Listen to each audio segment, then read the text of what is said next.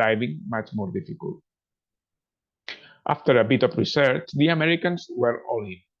At this point, the Navy's obscure deep diving group in Panama City once again came into play. The deep sea schools at Panama City, whose trainees participated in Ivy Bells, are seen as an unwanted backwaters by the elite graduates of the Naval Academy in Annapolis, who typically seek the glory of being assigned as a SEAL, fighter pilot, or submariner. If one must become a black shoe, that is, a member of the less desirable Surface Ship Command, there is always at least duty on a destroyer, cruiser, or amphibious ship. The least glamorous of all is mine warfare. Its divers never appear in Hollywood movies or on the cover of popular magazines.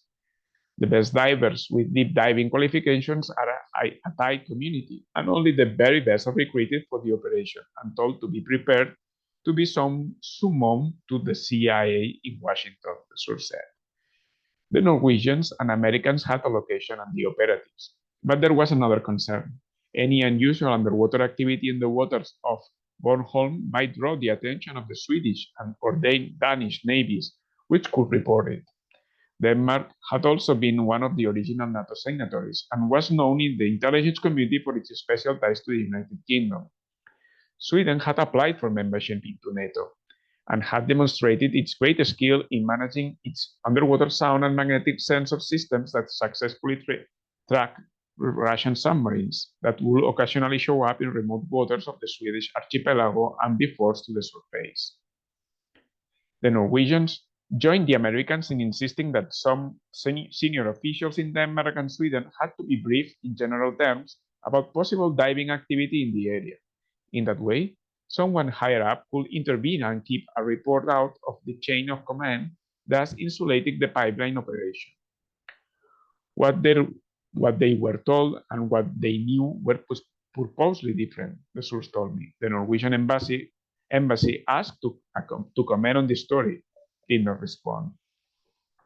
The Norwegians were key to solving other hurdles. The Russian Navy was known to possess surveillance technology capable of spotting and triggering underwater mines. The American explosive device needed to be camouflaged in a way that would make them appear to the Russian systems as part of the natural background, something that required adapting to the specific salinity of the water. The Norwegians had a fix. The Norwegians also had a solution to the crucial question of when the operation should take place. Every year, for the past 21 years, the American Sixth Fleet, whose flagship is based in Gaeta, Italy, south of Rome, has sponsored a major NATO exercise in the Baltic Sea, involving scores of allied ships throughout the region. The current exercise, held in June, will be known as Baltic Operations 22 or Baltops 22. The Norwegians proposed this will be the ideal cover to plant the mines. The Americans provided one vital element. Then they convinced the Sixth Fleet planners to add a research and development exercise to the program. The exercise, as made public by the Navy, involved the Sixth Fleet in collaboration with the Navy's research and workforce centers. The at-sea event will be held off the coast of Bornholm Island and involve NATO teams of divers planting mines, with competing teams using the latest underwater technology to find and destroy them. It was both a useful exercise and ingenious cover. The Panama City boys will do their thing, and the C4 explosives will be in place by the end of Baltop 22, with a 48-hour timer attached. All of the Americans and Norwegians will be long gone by the first explosion. The days were counting down. The clock was ticking, and we were nearing mission accomplished, the source said. And then Washington had second thoughts. The bombs would still be planted during Baltops, but the White House worried that a two-day window for the detonation would be too close to the end of the exercise, and it would be obvious that America had been involved. Instead, the White House had a new request. Can the guys in the field come up with some way to blow up the pipelines later on command? Some members of the planning team were angered and frustrated by the president's indecision. The Panama City divers had repeatedly practiced planting the C4 on pipelines, as they would during Baltops, but now the team in Norway had to come up with a way to give Biden what he wanted. the ability to issue a successful execution order at a time of his choosing. Being tasked with an arbitrary last-minute change was something the CIA was accustomed to managing, but it also renewed the concerns some shared over the necessity and legality of the entire operation. The president's secret orders also evoked the CIA dilemma in the Vietnam War days, when President Johnson, confronted by growing anti-Vietnam War sentiment, ordered the agency to violate its charter, which specifically barred it from operating inside America, by spying on anti-war leaders to determine whether they were being controlled by Communist Russia.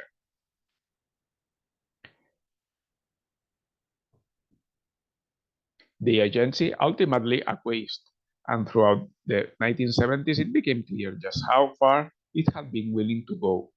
There were subsequent newspaper revelations in the aftermath of the Watergate scandals about the agency spying on American citizens, its involvement in the assassination of foreign leaders, and its undermining of the socialist government of Salvador Allende.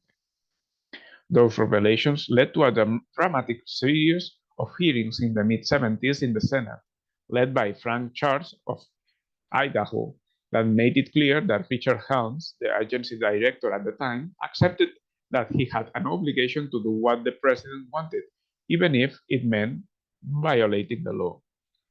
In unpublished, closed-door testimony, Helms ruefully explained that you almost have an immaculate conception when you do something, under secret orders from a president. Whether it's right that you should have it or wrong that you shall have it, the CIA works under different rules and ground rules than any other part of the government. He was essentially telling the senators that he, as head of the CIA, understood that he had been working for the crown and not the Constitution. The Americans at work in Norway operated under the same dynamic and dutifully began working on the new problem: how to remotely detonate C4 explosive on Biden's orders. It was a much more demanding assignment than those in Washington understood. There was no way for the team in Norway to know when the president might push the button. Would it be in a few weeks, in many months, or in a half a year or longer? The C4 attached to the pipelines would be triggered by a sonar ball dropped by a plane on short notice, but the procedure involved the most advanced signal processing technology.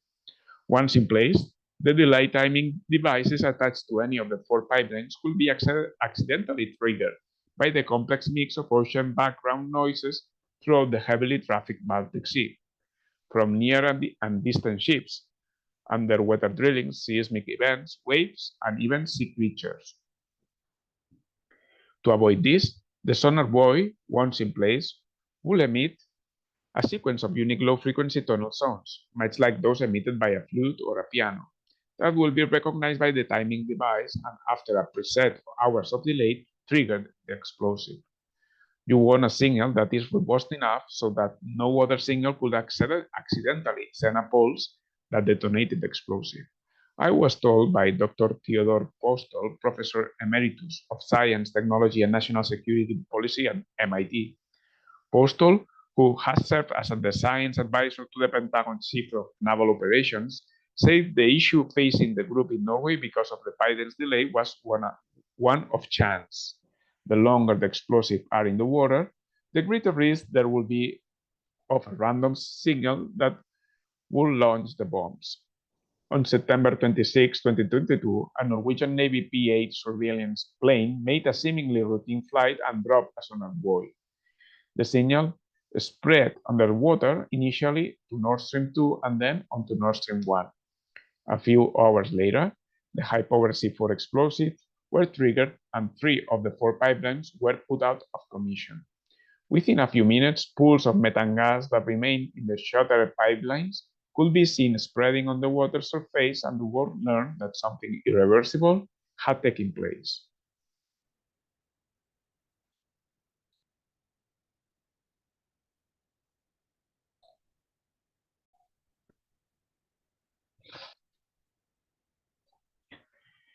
In the immediate aftermath of the pipeline bombing, the American media treated it like an unsolved mystery. Russia was repeatedly cited as a likely culprit, spurred on by calculated leaks from the White House. but without ever establishing a clear motive for such an act of self-sabotage beyond simple retribution.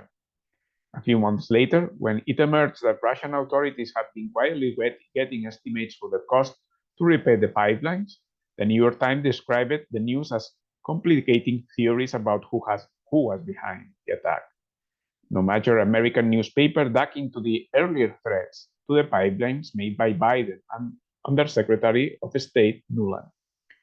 While it was never clear why Russia would seek to destroy its own lucrative pipeline, a more telling rationale for the president's actions came from Secretary of State Blinken.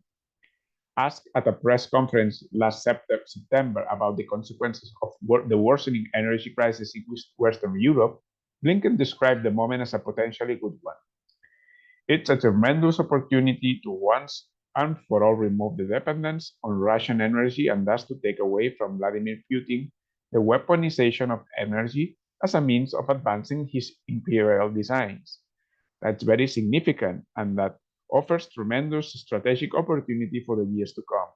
But meanwhile, we are determined to do everything we possibly can to make sure that consequences of all of this are not borne by citizens in our countries, or for that matter, around the world.